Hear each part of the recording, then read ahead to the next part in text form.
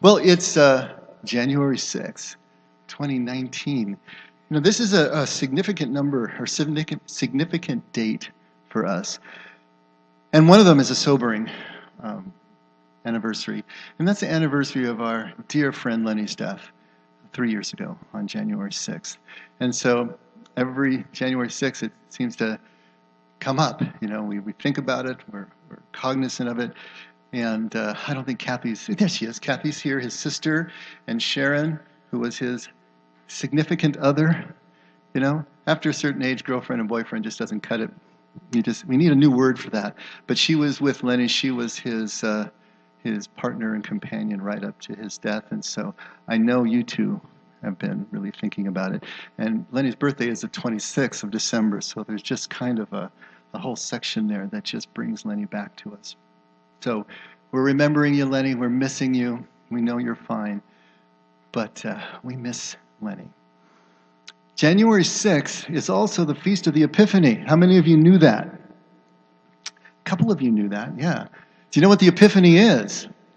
Sometimes on the Eastern Church it's called the Theophany. Isn't that interesting? The Epiphany, literally, both either Epiphany or Theophany, mean the appearance of a deity to a human being. It's a manifestation of a god or a deity to a human being. It also obviously can mean just an enlightenment or an appearance of new insight in more colloquial terms. But here, Epiphany, Theophany mean the appearance of God with us, Emmanuel. And this is the date liturgically that the church has for a millennium and a half at least celebrated this moment when the Magi came and visited Jesus. It's understood as the appearance of Jesus as God to the Gentiles, because the Magi were Gentiles. But it's also, paradoxically, the time that Jesus was made known to the Jews through the Magi, because Herod and his court knew nothing of it until the Magi came and told him. So it's this idea of the appearance of God with us, among us, in human form. And it's a very sacred holiday for the church historically. The Eastern Church, it's interesting, Eastern Orthodox Church, they understand the theophany to be Jesus' baptism. Why would they put the baptism at the same time as the visit from the Magi? Because they understood that Jesus was baptized exactly 30 years after he was born, on his 30. So it's the time slots coincide, if you were. In Ireland, it's called Little Christmas, and it's also called Three Kings Day, even though the Magi weren't kings and there probably weren't three. But other than that, it's a really good title, don't you think? That's what I was thinking. Liturgically, though, also, the Feast of the Epiphany, January 6th, marks the transition between Christmastide and Epiphanytide. And did you know that the full Christmas season is 40 days? There's that number 40 again, just like Lent is 40. And that number 40, the time of trial and testing and transition into new birth, is here present again in the church's liturgy. But we don't have that anymore. We don't understand. And I wanted to take just a minute to try to bring home the full impact that the liturgical church or the liturgy had on the people themselves. So Christmastide, the Christmas season, was thought to begin on December 25th. That was the traditional time. That's when all the decorations went up. And traditionally, they were wreaths that were made out of local plants and hung on the doors, and trees, of course, and other things that they would use to decorate. So the decorations would go up on December 25th, and then there were, guess what, the 12 days of Christmas. Christmastide is 12 days. So we all know the song, and each one of those items from the 12 days of Christmas also was coded and had symbolic meaning within the church. But the 12 days of Christmas also contained many other holidays within the period from Christmas Day to Epiphany Eve, which was also called Twelfth Night. And on Twelfth Night, any of you Shakespeare fans know about Twelfth Night. Twelfth Night was a major festival that they would have. But the entire 12 days was marked with merrymaking and festivities and food. And on the 26th, you had St. Stephen's Day. On the 28th was Childermas, which was commemorating the slaughter of the innocents by Herod. And then you had New Year's Eve, and then on New Year's Day, it was the festival of the circumcision of Jesus, and also Mary as Mother of God. And then there was also, finally, if I can read my notes here, on New Year's Day, the Holy Family was also celebrated. So even within this 12 days, you had all these other festivals and feasts happening. So it was a very busy time within the church. Something was always being celebrated, and the people were in this party mode and in this celebratory mode. It was a real time where the villages came together. And this would be Western Europe and in the traditionally Christian nations of the West, but also the Orthodox churches of the East. And then you hit Epiphany. And Epiphany, of course, is what we just talked about. What happens on Epiphany? What would the people do? Well, in the Eastern Church, interestingly enough, there were church services, of course, and there was special food and whatnot. In the Eastern Church, especially the Western Church, Russian Church, they did ice swimming. Have you seen this before? Where they literally jump into... Now, in Russia, of course, most of the bodies of water are frozen over. In olden times, what they would actually do is they would cut a cross-shaped hole in the ice, and people would jump into the ice-cold water. Why in the world was that celebrated here? Because remember, they're looking at Epiphany or Theophany as the baptism of Jesus. And so their folklore was that on this day, all water became holy. And if you went into it, just happened to be winter, unfortunately, if you went into it, it would heal you and had healing properties and so on and so forth. Plus, it was bringing you into communion with the Lord as well. So winter swimming, house blessing, and star singing was something. What's star singing?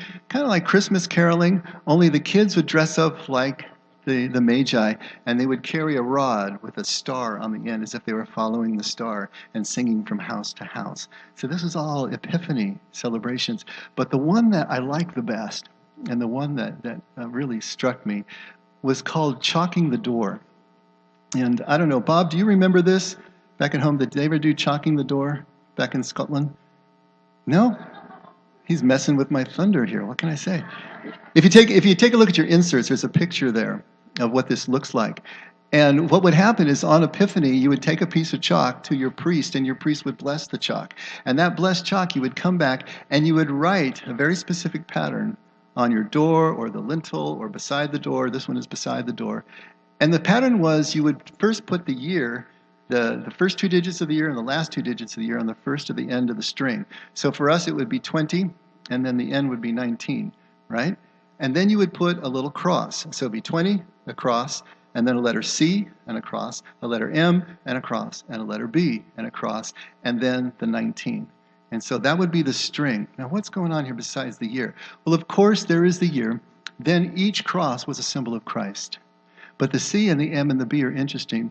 The traditional names of the 3 Magi, if there were 3, is Caspar, Melchior, and Balthazar, C, M, B. But also, in Latin, Christus mansionem benedicta would be, may Christ bless this house. And so you had 2 levels there. And remember, this echoes back to Pesach, echoes back to Jewish Passover, where they marked the lintels of their door so that the angel would pass over their home and spare their house. The idea here was that this marking, this chalk marking from blessed chalk, would keep those evil spirits away for the year, and then it would be repeated the next Epiphany and the one after that. But it was a way of blessing the house. And it's just that wonderful custom, you know, except maybe in Scotland, because chalking the door in Scotland also was the way you made an eviction notice for your tenant. So maybe that wasn't so good. That's probably what Bob remembers. I don't know. Either that or all my research is wrong, and never mind anything I just said. If you remember nothing about what I was just talking about in terms of Christmastide moving into Epiphanytide, which ends on Candlemas, on February 2nd. Candlemas remembers and commemorates the presentation of Jesus to the temple, but it's a time when they bless the candles. So at Epiphany, they bless the homes, but on Candlemas, they blessed the candles. And remember, this is a time when your candles were the only illumination you had in your house.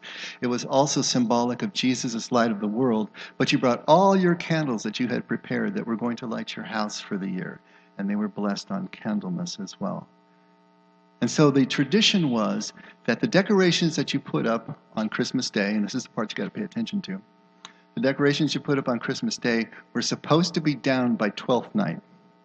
It was very unlucky and a bad omen if you left your decorations up past 12th night, which was last night, right? And if you did forget to take your decorations down by 12th night, then you had to leave them up all the way until Candlemas, or it was doubly bad luck. So if you don't have your decorations down, leave them in place until February 2nd. You notice we got our decorations down in time because we need all the help we can get. So, now, having said that, having talked about this liturgical and cultural celebration of the Christmas season, now you may think it's cute and it's quaint, or maybe it's silly and it's superstitious, but it's also a lot of fun. And it's beautiful in the symbolism and what's going on here. And we don't have that anymore. All our cultural markers have dissolved over time. We don't have the liturgy anymore. You know, we're not part of liturgical churches. The church doesn't have the position in the culture, in the society anymore, to force these kinds of cultural changes or shape on the people anyway. We live in a secular culture. The church doesn't have that power, even if it still had the liturgy, which some churches do. But I didn't grow up with these kind of traditions in the Catholic Church. Obviously, Bob didn't grow up in the Scottish Church either. But they were there, and they were there in ancient times. And what they did, think about how this would work, and especially in a village culture, in a small culture, how it would unify the people. How they knew what they were doing was what the person in the next house and the next house and the next home and across town, that they were all doing the same thing. How that kind of shared experience, shared ritual, shared practice would bind everyone together. Not only do we live in a secular culture, but we live in an extremely diverse culture that is trying so hard to honor all traditions that Christmastide is just happy holidays now, right? We're not supposed to make specific injunctions about any one religion because we're trying to bring in everyone. That's beautiful as well. But it doesn't serve to bind the people together the way this ancient tradition did. And we're missing something there. I mean, for us, Christmas decorations go up at Thanksgiving now, don't they? And then they last till whenever we take them down. But our holidays that we talk about are basically Thanksgiving, Christmas Day, and New Year's Day. Those are our holidays, and they're marked by what? By food, by gifts, by parties. What is it that we can reinstitute? What is it that we can put back in? If it's not these liturgical practices, they give us a pattern, give us a shape, give us a way of being able to order our choices and order our relationships with each other. That's going to bring this Christmastide alive for us. Bring the appearance, the epiphany of God with us into our backyards, into the forefronts of our minds. This is what we have to talk about. Well, I suppose there are New Year's resolutions. How about that? How many of you make New Year's resolutions? We got one. That's about right. You know, people are vowing, they're resolving not to resolve these days. They don't want to make New Year's. Why do New Year's resolutions have such a bad rap these days? They don't hang around, do they? You know? There's an old saying, or actually I think it's a rather new saying that says, may your troubles last as long as your New Year's resolutions. That's a blessing. So it's sort of an invitation to failure, isn't it? As soon as you resolve to do something, you put yourself on record, especially if you tell anybody else, now you can actually measure the failure. It's kind of like if the whole office buys a lottery ticket and you don't, and they win, you can actually know that you lost. You wouldn't know otherwise if you didn't buy the ticket, right, on your own. It's the same thing here. And so there is an aversion to wanting to do this. And I thought maybe we would take a look at a couple of resolutions here. Do you know what the top 10 New Year's resolutions are for people? Weight is right. Weight is number 2. Number 1 is earn more money. Lose weight. Get organized. Manage time better. Spend more quality time with the family. Reduce debt. kind of the flip side of the other. Help others. Find a soulmate or work on your marriage. Find a better job. Quit smoking. Okay? Top 10 New Year's resolutions. And of course, there was this actress. She was the one from My Big Fat Greek Wedding. She said, my New Year's resolution list usually starts with the desire to lose between 10 and 3,000 pounds. I like that. But we know that New Year's resolutions don't really go very far. About 90% of New Year's resolutions won't be kept. So Nina, you're part of the 3%? Okay, good. 30% of all New Year's resolutions are broken within the first week. Most resolutions are abandoned by the third week in January. 45% of Americans usually do set New Year's resolutions. At least I don't know how many years ago this was, but now we've got 1 in 60 or so. But 45%, but only 8% are always successful in achieving their resolutions. Now here's interesting. The younger you are, the more likely you are to achieve your resolutions. 39% in their 20s achieve resolutions every year or every other year. Less than 15% over 50 achieve resolutions every year or every other year.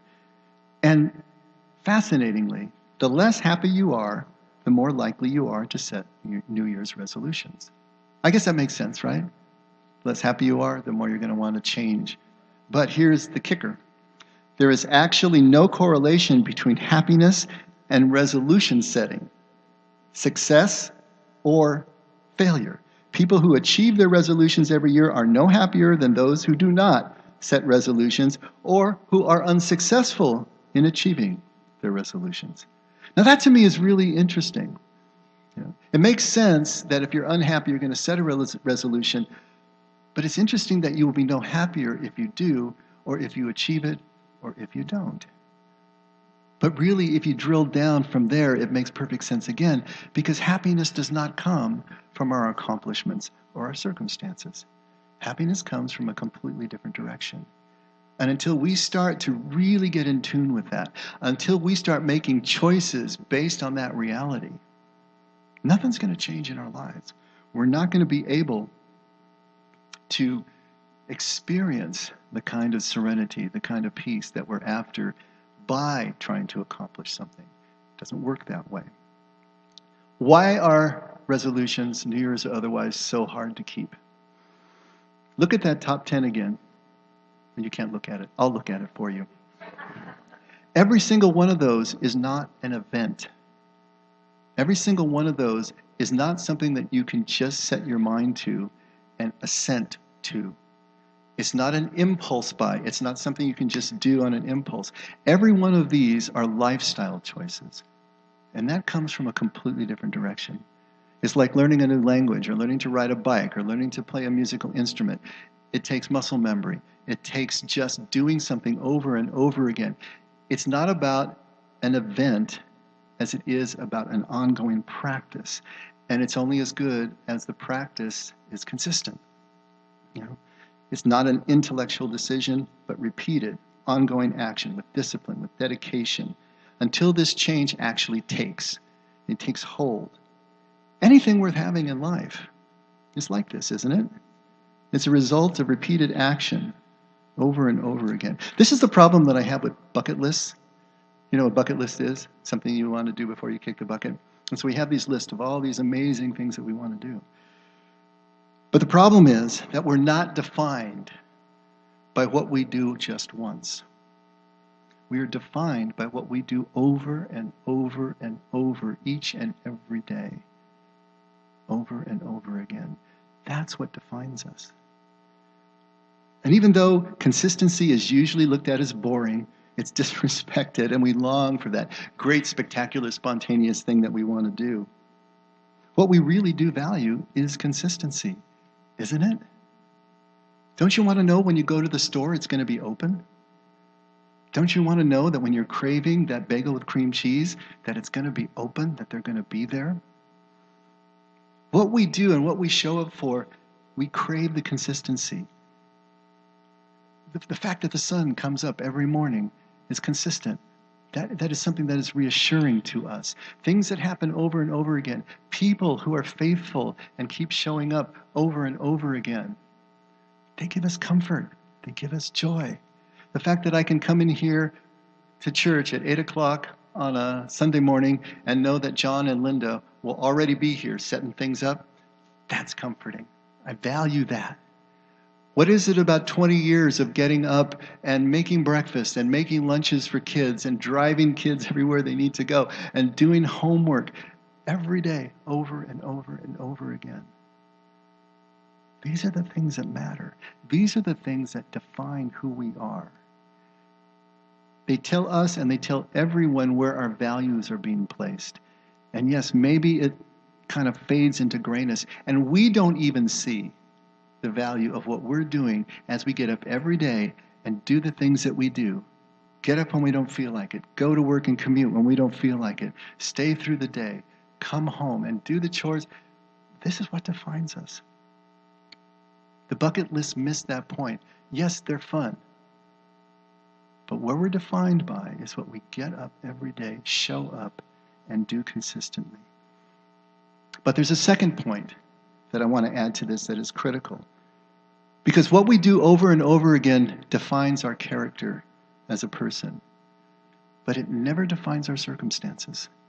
It never defines our outcome. And this is something that is difficult for us to swallow. If we get up every day and we do the do and we work hard and we're consistent, why don't we get the outcome that we're looking for all the time? Sometimes we do, sometimes we don't. Sometimes other people do and they didn't work as hard as we were. They weren't as consistent as we were. And that creates that cognitive dissonance. And so there is a disconnect. And the old cliche is that we're not in control of our outcomes, right? We're not in control of the results. And our heads go up and down and we say that we believe that. But most of us don't live as if we believe that. Most of us are stressed. Most of us are anxious. Most of us are worried about the future, about striving to get to the outcome that we think is going to give us the happiness, that we think is going to give us the peace, that we think is going to give us everything that we need. Even though if we accomplish all our New Year's resolutions, statistics tell us we're not going to be any happier than we are now. But this is something that we have to take a look at. Most of us measure our worth to ourselves, to each other, to God, by our accomplishments, by the outcomes that we achieve. On Friday night, we had our party. How many of you were at the party? A lot of us were. It was great. It was a great party. We ended with a white elephant gift exchange. You know what that is? White elephant gift exchange. That's where you bring these little gifts. You ever wonder why it's called white elephant? Anyone know why it's called white elephant? I'm just going to give you all kinds of tidbits for free here this morning. You do what you want with them. A white elephant in Southeast Asia, and especially the king of Siam is the one who's kind of credited with this. A white elephant was a rare elephant, not exactly an albino, but this off-color elephant that was sacred to their culture. So you couldn't kill it, you couldn't hurt it. It's like a sacred cow, sacred white elephant, right? And so the king of Siam, if someone displeased him, what he would do is he'd gift them with a white elephant from his herd because they were absolutely impossible to maintain. The cost was so overwhelming to maintain, and you couldn't give it away, and you couldn't kill it. You just had to keep it. You would ruin someone financially if you gave them a white elephant. So it kind of moved into our cultural usage as a possession of some sort whose cost outweighs its usefulness, and you really can't do anything with it. And so churches would have white elephant sales where everybody brought the stuff that they had no idea what to do with anymore, and they'd sell it because one man's, treasure is the other man's trash, and so on and so forth. But a white elephant gift exchange is the same thing. You kind of bring something, they're kind of gag gifts, they're not very expensive. The whole point of it is to be entertained and not to get something of value. And so you exchange the gift, or you get to pick gifts, and then you can steal a gift from somebody else. And we went through to like 26, 28 gifts, and people were stealing back and forth. And someone had one thing. There was one thing everybody wanted. It was this wireless Bluetooth speaker. Everybody wanted the speaker, right? And it got stolen like 3 times. I'm sitting there and I'm watching this go. Of course I've done this before, but I was thinking, here's the key to enjoying the white elephant gift exchange. Is you have to hold really lightly to your gift. Because it's not safe until it's been stolen 3 times. And you know that, right? So no matter how much you want this thing. So the trick is not to really want anything too much, I guess, because it could get stolen. But it was a perfect analog for life, I was thinking. These things that we hold on to, these things that we cling to, but they can be taken from us at any time. Or these things that we imagine out in the future as the outcome that we're after, that may never come to pass. Can we still enjoy the game? Can we still enjoy our moments, holding lightly to the things that we have, and even more lightly to the things that we want out of life, and just keep playing the game and laugh about it with each other? I had just prayed before we went into the White Elephant game on Friday night that this is a time of real uncertainty for us. We've got 6 months to find a new place. So far, nothing yet. We know in 6 months everything is going to change. We don't know how. And it is kind of nerve-wracking as we're working really hard to make certain things happen and trying to exhaust and kiss the frogs that we need to kiss to see what comes through. Can we do that? Can I do that in such a way that I can still enjoy everything that I'm doing, still be just as present to my wife, my family, to you, and to everything that I'm doing, even as I work hard, even as we, as a community, strive for the things that we need as a community, but have no idea how this is going to play out. It's just like the White Elephant gift exchange, holding lightly to these things. Someone just wrote to Marion and me, and she said, and I love this, she said, "My trust has never wavered in God, but my expectations have changed 100%. I love that. It's a great way of putting it. It is possible for us to continue to trust God, even in the face of all the things that we don't know, even in the face of the fears and the anxiety that we have. We can trust that everything is going to be okay, but we need to adjust our expectations, because God is not the vending machine in the sky who will give us exactly what we ask for in the way that we ask for it. We know that. Our lives have proven that. If we can adjust our expectations, our trust can remain solid. It's when we conflate the two, it's when we put those two together that we start experiencing the loss of trust, because now God has not performed. Expectations have not been met. Outcomes remain elusive, and everything goes the other way. As always, what I always want to do is look to Jesus to see what his model is. How does he pray? How does he live? How does he choose?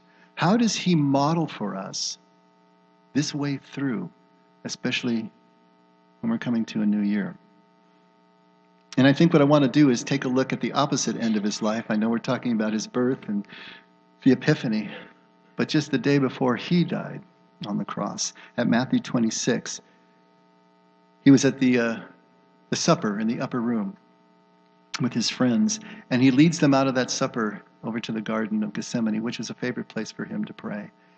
But he has his group, his troops with him at this time. He takes 3 of them, Peter, James, and John, and he goes a little further out into the grove, and he sits them down, and he says, Jesus came with them to a place called Gethsemane.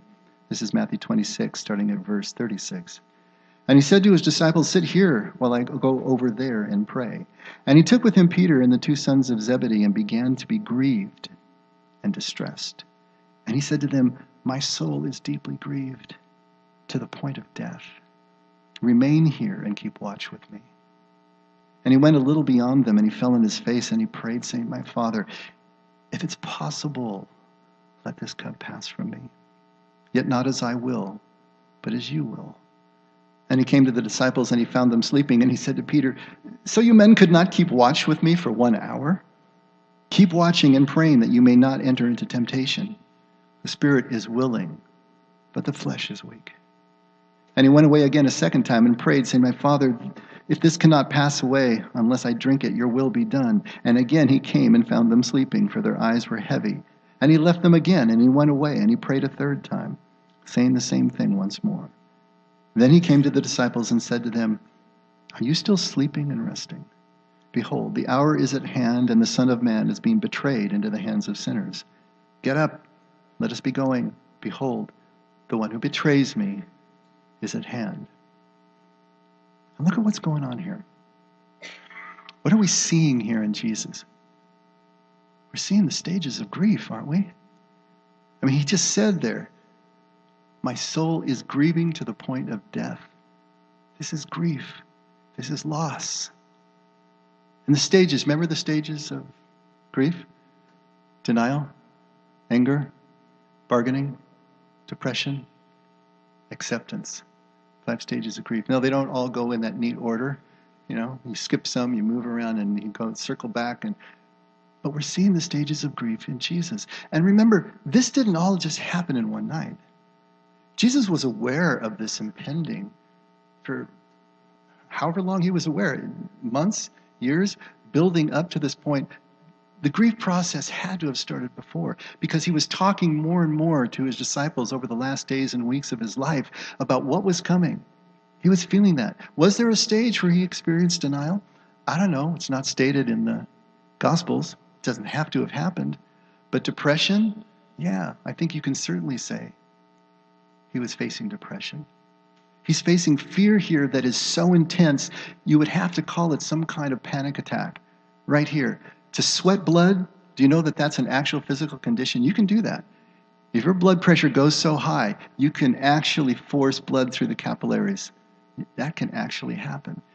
But think about the stress. Think about what he was feeling at that time. And what does he do when he's talking to his Father there by himself? He's bargaining. If there's any way, Father, let this cup pass from me. If there's any way that we can do this in another way, that I don't have to go through this, please. Anger? Come back and find your best friend sleeping in the midst of your major trial in life? You guys, you can't even stay awake with me for 1 hour. Read between the lines here. It was there, I'm sure. And this hour that he talks about, in the Greek, in the Aramaic, it doesn't mean a neat 30-minute passage. It can be pretty much any bounded segment of time. So this, even though it looks like it was a short happening, he goes out and he prays, he comes back, he prays. This probably went on most of the night, if not the entire night.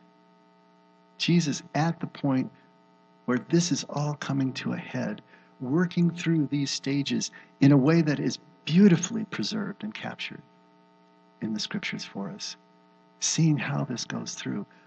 But what does he do? He comes back time and time again. No matter what stage of the grieving process he's going through, he comes back. But not my will, but yours be done. If it can't be done any other way, your will is the way. And what he finally comes back to at the end is the acceptance, the reconnection of his will and God's will. To accept the circumstances as they are, to accept the consequences of perfect love acted out consistently in an imperfect world. Where does that end up? To continue to be vulnerable, to continue to be open, to continue to put yourself out there, to speak truth to power, to be truth, to be vulnerability, to be love, always ends at the cross. Jesus knows that. He accepts that and realizes that any other way is going to blunt the message that he was here to give us, to blunt the will of the Father that he was portraying. And so he comes back into connection with that will. He accepts his place. He accepts his circumstances. And look what happens, starting at verse 47. While he was still speaking, behold, Judas, one of the 12, came up, accompanied by a large crowd with swords and clubs, who came from the chief priests and the elders of the people. Now he who was betraying him gave them a sign, saying, whomever I kiss, he is the one. Seize him. Immediately Judas went to Jesus and said, Hail, Rabbi, and kissed him. And Jesus said, Friend, do what you have come for. Then they came and laid hands on Jesus and seized him. And behold, one of those who was with Jesus reached out and drew his sword and struck the slave of the high priest and cut off his ear. And then Jesus said to him, Put your sword back in its place, for all those who take up the sword shall perish by the sword. Or do you think that I cannot appeal to my Father, and he will at once put at my disposal more than 12 legions of angels? How then will the scriptures be fulfilled, which say that it must happen this way? At that time, Jesus said to the crowd, "Have you come out with swords and clubs to arrest me as you would against a robber? Every day I used to sit consistently, every day in the temple teaching, and you did not seize me. But all this has taken place to fulfill the scriptures of the prophets." Then all his disciples, all his friends, fled and left him. This is a changed man. This is not the man that we see just a few hours before, sweating blood and bargaining with his Father. This is a man who is composed. This is a man who's purposeful. This is a man who knows what he's about. He accepts Judas' kiss graciously, right? He heals the ear of the servant who is struck, and then he confronts and corrects Peter for doing it. It's not this gospel, but another one tells us that was Peter who cut off Malchus's ear. And then he addresses the crowd as the way he does. This is someone who has the sense again of who he is. It's all about acceptance of circumstances, of choices, of nature, of our nature, of character, of God's character. It's about identity, our own identity, knowing who we really are. To be sweating blood is to be fearing our circumstances, right? Trying to change or manage or even manipulate outcomes. And as long as we can't accept ourselves as we are, our moments as they are, we're going to be miserable. We're going to be sweating blood. As long as we're clinging so tightly to the gifts that we have, or even our view of ourselves as we think we are, or the things that we want that have not yet been realized in our lives, we live in fear. And as long as we're doing that, there is no way for us to grow. There is no way for us to change because we're not looking in the right direction. We're looking out there somewhere when the only way to change is to turn and look inward. To realize it's not about conforming, it's about transforming, which comes in a completely different direction. Those of you who are in the program are probably already hearing what I want to read next out of the big book. Very famous passage, but take a listen. If you're not familiar with it, listen carefully. If you are familiar with it, let it flow back over you. Acceptance is the answer to all my problems today. When I am disturbed, it is because I find some person, place, thing, or situation, some fact of my life unacceptable to me. And I can find no serenity until I accept that person, place, thing, or situation as being exactly the way it is supposed to be at this moment. Nothing, absolutely nothing happens in God's world by mistake. Unless I accept life completely on life's terms, I cannot be happy. I need to concentrate not so much on what needs to be changed in the world as on what needs to be changed in me and my attitudes. Perhaps the best thing of all for me is to remember that my serenity is inversely proportional to my expectations. The higher my expectations of people are, the lower is my serenity. I can watch my serenity level rise when I discard my expectations by asking myself, how important is it really? How important is it compared to my serenity? Acceptance is the key to my relationship with God today. I never just sit and do nothing while waiting for Him to tell me what to do. Rather, I do whatever is in front of me to be done, and I leave the results up to Him. However it turns out, that's God's will for me. It's brilliant. Can't be said any better than that. At the start of a new year, at the feast of the Epiphany, the appearance of God with us, can we keep showing up to consistently do what we do that is right in front of us to do? Can we leave the results to God? As if whatever comes, regardless of what we want or what we're expecting, is right in the center of God's will. Whatever comes is still right in the center of God's will. Because if we can do that, then it will be. right in the center of God's will. Because God's will is always the how of the doing and not the what of the outcome. And if we cannot get that tamped way down deep into our muscle memory, we're never, ever going to be comfortable in our own skin. We're going to keep sweating blood, and we're going to miss the epiphany of God with us. We have a tradition at the Effect, and we did that last Sunday, where we decorate the Christmas tree. I point over there, it's not there anymore. And we write on the ornaments. We had a table over here, and there were pens and these bulbs, and everybody could write anything that they wanted to. They could write a gratitude, they could write a prayer, they could write about an outcome that was desired, or they could write about anything that they wanted to write. And when we took the tree down, we gathered up all the bulbs and we read through them. And there's a few that were just so amazing. I want to read them to you today. All anonymous, of course. But it just shows that our people in our community are moving. And it was just so inspiring to me. Here's one. Please help us to love. Take the love I have learned here at the Effect and to share it. I am grateful for my struggles because they have brought me closer to you and closer to my family. I love you, Mom and Dad. Thank you, my love, for family back together, woman I love with all my heart. Thank you, Lord Jesus, for all you have blessed us with, so much more than we deserve. My life is good today only because of you, Lord. I do pray that you continue to bless us with love and your presence. I pray for healing for all the lost souls, that they may find you, have a good life. I love you, God. I love you, Jesus. This one. May the outcome of my dad's trial be your decision, Lord. I will support it. May the outcome of my dad's trial be your decision, Lord. I will support it and keep my mother safe and know that she can come back to the family. And this last one. Most of all, I am amazed how easily I have come to embrace and actually hunger for more of this magic that seems to have possessed me. My soul soars to the sound of the beautiful music being played, and I am finding these spoken words of the scriptures have a whole new meaning. And I am so much more aware of the countless blessings I once took for granted.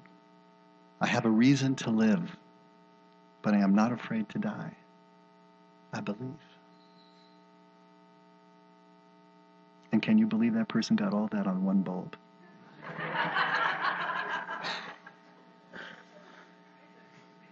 It was fun trying to turn the bulb and type at the same time. You know, these people are my heroes. They should be your heroes too. Jesus is my hero. The figures of Scripture are my heroes, but these people just as much, because they are the ones who show me that the consistency is never really boring if it's entered into in this way. It's always new. It's always changing. It's always based on the lived moment. But it is the consistency that brings us to be able to write what they wrote on these ornaments. To have experienced something that they hadn't experienced before. Not as an event, but as the result of showing up to something day in and day out. And what they also show me is that I can do this too. Jesus told us that.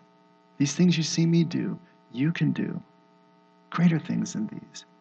That it's possible to show up, to work hard, but at the same time to hold my gifts lightly. To hold the outcomes lightly. All this.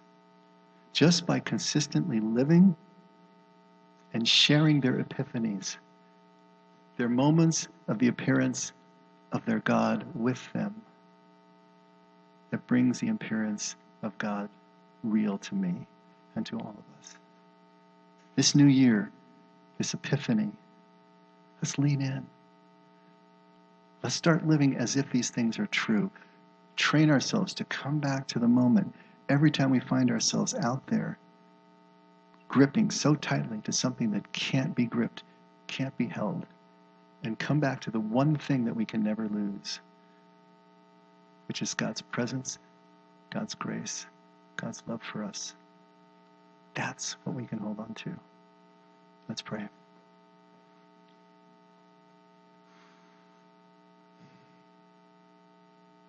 Father, thank you for another year.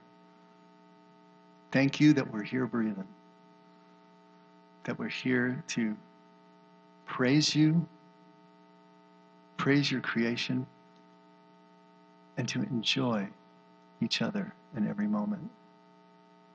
Help us to learn to play life like that, laughing at the entertainment value rather than fixating on the way things should be. Help us to celebrate just the real-time presence and movement of your Spirit through our lives and through our moments and through our relationships. See that primarily, even as we plan and even as we work. It's a balancing act, Father, that you need to help us with because it's so difficult. And you know how difficult it is for us. So thank you for preparing us and giving us everything that we need. Help us to continue to meet you every moment. Father, we love you. Thank you for this new year once again. We pray this realizing that we can only love or do any of this because you did it first. In Jesus' name, amen. Let's all stand.